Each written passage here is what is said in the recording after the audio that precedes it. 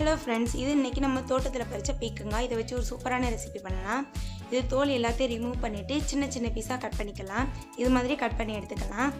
இப்போது பாத்திரம் ஒன்று அடுப்பில் வச்சுட்டு எண்ணெய் சூடானது கடுகு போட்டுக்கலாம். கடுகு பொரிஞ்சதும் பெரிய வெங்காயம் போட்டுக்கலாம். இது எல்லாம் சேர்ந்து நல்லா வதங்கட்டும். இப்போ கொஞ்சமாக இஞ்சி பூண்டு பேஸ்ட்டு சேர்த்துக்கலாம். இது எல்லாத்தையும் சேர்த்து வதக்கி நல்லா இஞ்சி பூண்டு ஸ்மெல் போகட்டும். இது ஓரளவு நல்லா வதங்கினதுக்கப்புறம் ஒரு தக்காளி போட்டுக்கலாம். கொஞ்சமாக பச்சை மிளகாய் சேர்த்துக்கலாம். இதை சேர்த்து நல்லா வதக்கி விடலாம். தக்காளி கண்ணீர் வதக்கி வதக்கலாம்.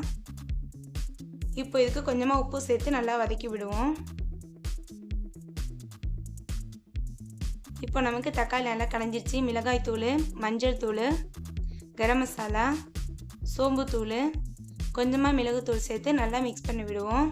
இந்த மசாலா எல்லாம் நல்லா வதங்கி ஸ்மெல் போகணும். அது வரைக்கும் நல்லா வதக்கி விடணும். இப்போ நமக்கு வதங்கி நல்லா ஸ்மெல்லாம் போயிடுச்சு. இப்போ நான் எடுத்து வச்சுருக்க பீக்கங்காய் இதில் சேர்த்துக்கிறேன். இது எல்லாத்தையும் சேர்த்து நல்லா மிக்ஸ் பண்ணணும். அதாவது அந்த மசாலா, இந்த பீக்கங்காய் எல்லாம் சேர்ந்து நல்லா மிக்ஸ் ஆகணும். இப்போதான் நமக்கு டேஸ்ட் கரெக்டாக கிடைக்கும். இப்போ கொஞ்சமாக தண்ணி சேர்த்துக்கலாம். இந்த பீக்கங்காய் வேகிறதுக்காக மட்டும் தண்ணி சேர்த்து இது நல்லா வேக விடலாம்.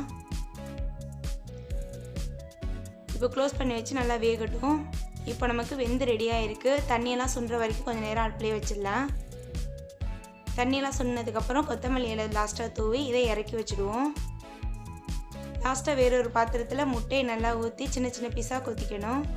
கொஞ்சமாக உப்புத்தூள் போட்டு நல்லா சின்ன சின்ன பீஸாக ஆக்கிக்கலாம். இது நல்லா முட்டை ஸ்மெல் போகிற வரைக்கும் நல்லா ஃப்ரை பண்ணி நம்ம எடுத்து வச்சுருக்க பீக்கங்காய் இது போட்டோம்னா சூப்பரான பீக்கங்காய் பொடிமாஸ் ரெடி.